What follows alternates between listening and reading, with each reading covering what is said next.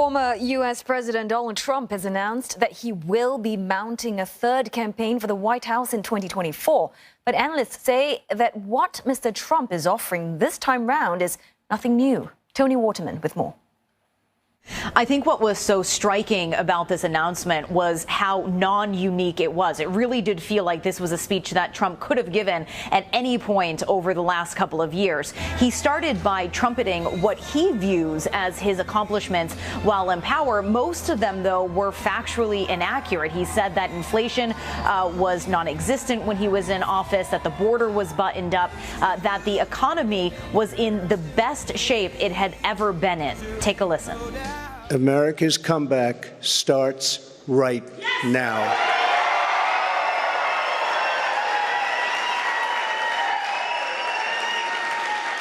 Two years ago, when I left office, the United States stood ready for its golden age.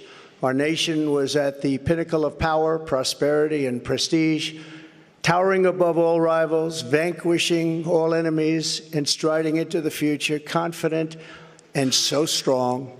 He then descended into this doom and gloom on how what he called lunatic Democrats have destroyed everything. He referred to blood-soaked streets and cesspool cities, but this was clearly not what voters thought in the midterms when Republicans had a weaker than expected showing. There were a number of high-profile, high-stakes seats that were lost by Trump-backed candidates, and there are many within the Republican Party that have now pinned the blame on not only those losses, but this weaker showing overall within the GOP on Trump himself. In fact, a number of his advisors and prominent Republicans had urged him to delay this announcement until after the Georgia runoff.